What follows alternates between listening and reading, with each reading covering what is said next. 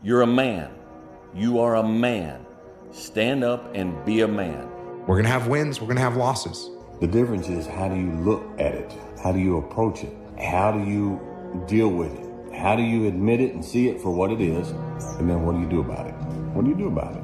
You cry about it, you mope about it, you drink about it, you sleep around about it, you get mad and get in fights about it, you just hang around, just turn the world out, just zombie about it, you fry yourself with marijuana about it. Say, Dwayne, I'm sad. Dude, that's a part of life. You think you're the only man on this planet that's sad? Say, Dwayne, I'm going through depression. Well, welcome to the world. Welcome to the rest of us. And that was when, like, the reality of the situation of, like, there was no escape. There was no one who was going to come to save me. Hard times create hard men. Hard men create soft times. Soft times create soft men. Soft men create hard times. We are now around soft men and hard times. There's a lot of men struggling right now.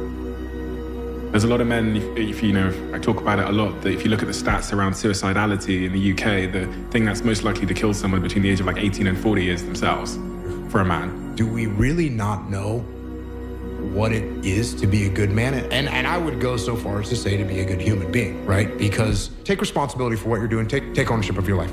Go do something that's hard. Go try and accomplish something that's hard. You may win, you may lose, you may succeed, you may fail. I'll tell you what, you'll be better. If you avoid those things that are hard, if you don't accept that challenge, if you don't step up and step into that cold water, and you sit on your couch and eat Doritos, I can tell you this is not a good move. This is not a good move. Don't do that.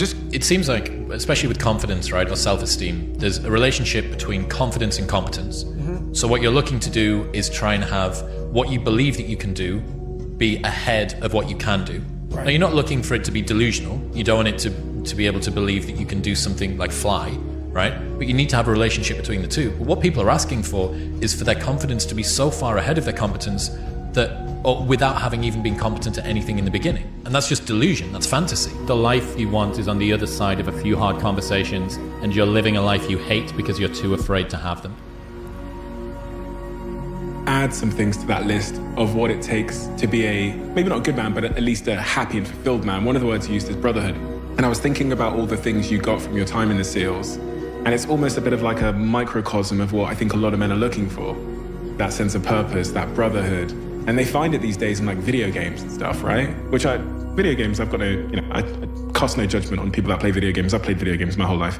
But it seems like there's a reason we're getting like increasingly addicted to these video games, because they're giving us something that we're searching for in real life and not getting. You used the words brotherhood, purpose. These are things that the SEALs clearly have in huge amounts. Is there anything else that you'd add to that list of what it takes to feel fulfilled? Yeah, jiu-jitsu. It almost has become a joke amongst me, my friends, people that listen to me, is you got some kind of a problem in the world, you got some kind of problem in your life, go train jiu-jitsu. There's a reason why I say that. Because the things that you just mentioned, discipline. Guess what you need to go train jiu-jitsu when you're tired and you don't feel like it? Discipline. Guess how you feel when you're done? You feel awesome, you get a bunch of dopamine. Guess who you're there with? A bunch of dudes that you can relate to. And guess what you're gonna do together? You're gonna struggle. You're gonna go through some hardship together. You're gonna sweat, you're gonna choke, you're gonna get your arm broken. These things are gonna happen. Not gonna get your arm broken, but yeah.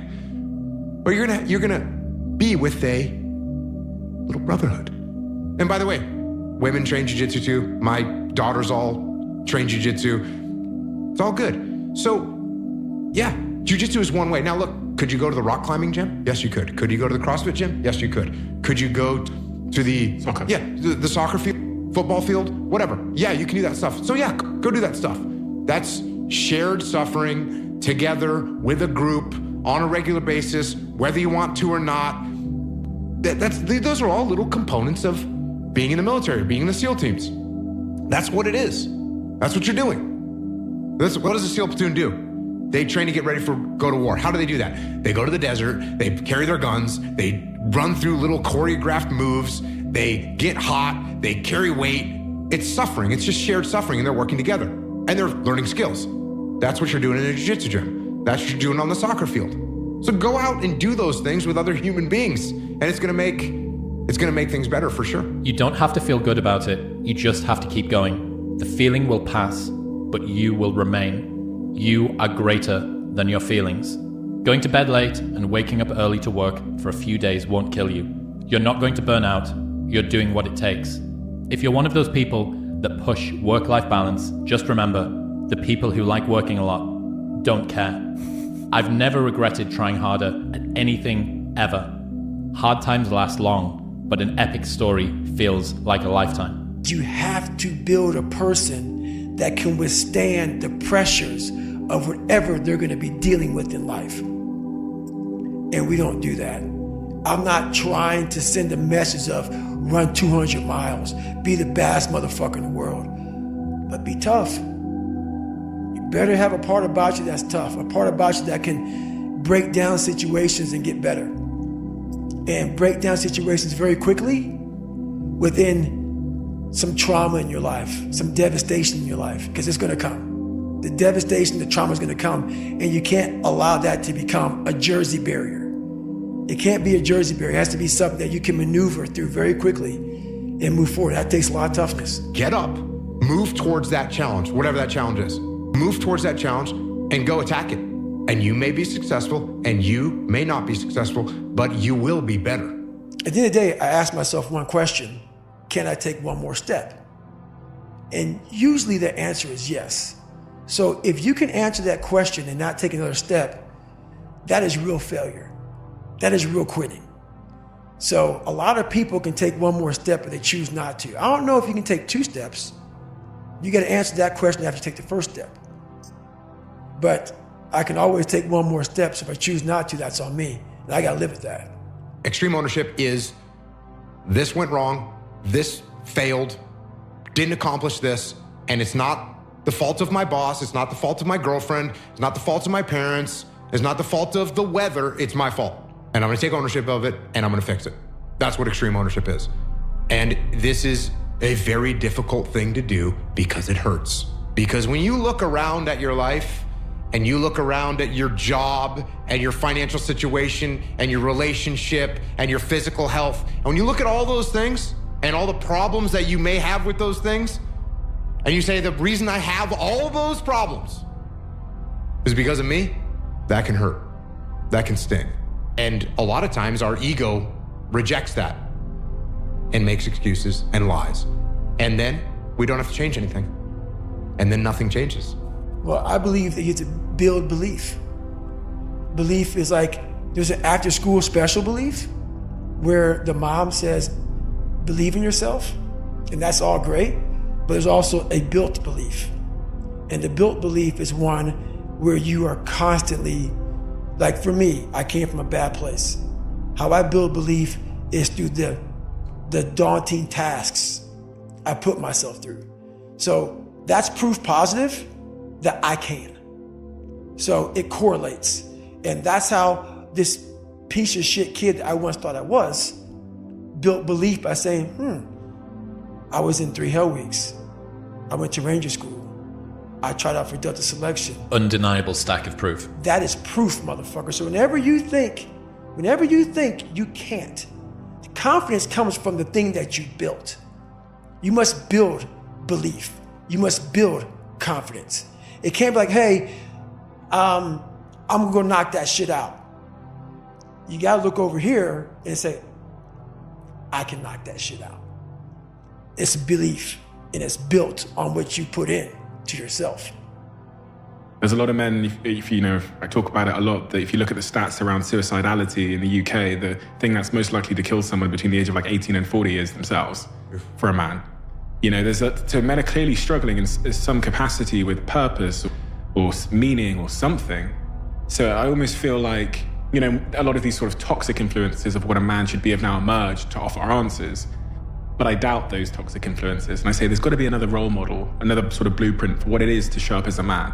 Well, I was going to give you I guess it would have been a real cheap answer of, I think it's Marcus Aurelius, is stop discussing what it is to be a man and be one. I was going to walk out of here with that one. I'd be like, pretty good question avoidance there. But there's some merit to that, right?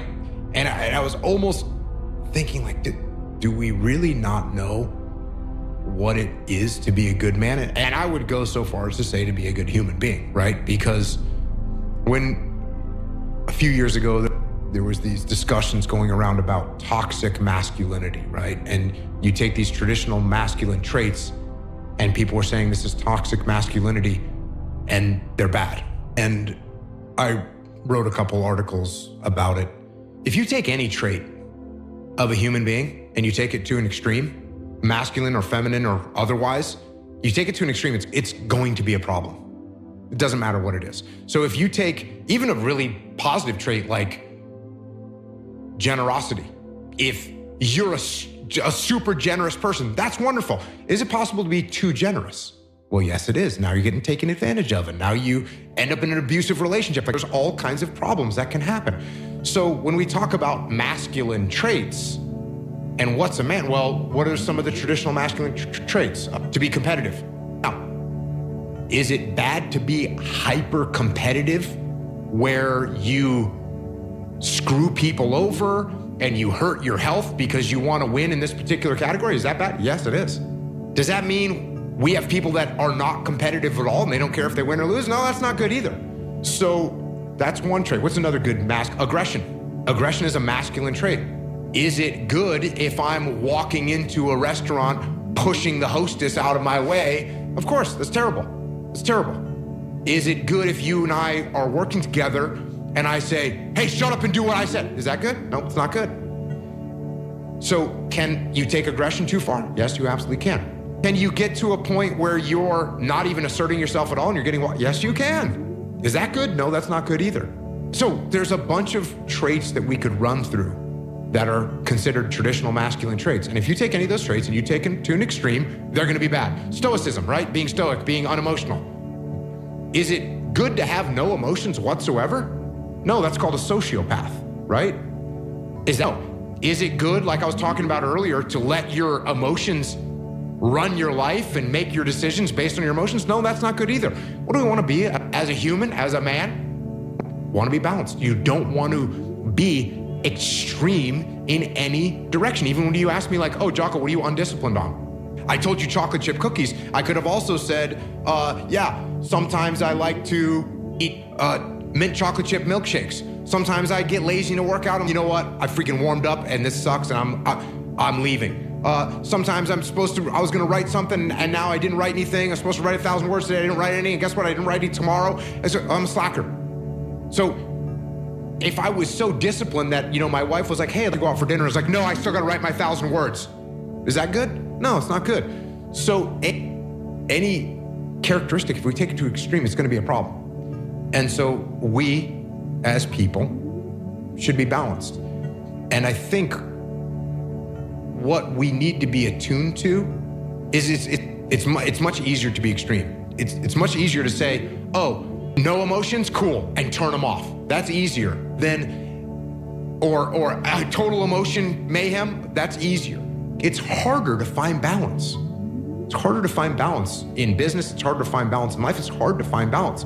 And what we have to do is we have to be attuned to the that we're getting. We have to be attuned to the feedback that we're getting. So if we're talking to our wife and she says, you're not gonna be home for dinner again tonight for the 9th night in a row that you're gonna stay late at work, you need to be paying attention enough to say, oh yeah, guess what? I'm a little too focused on work right now.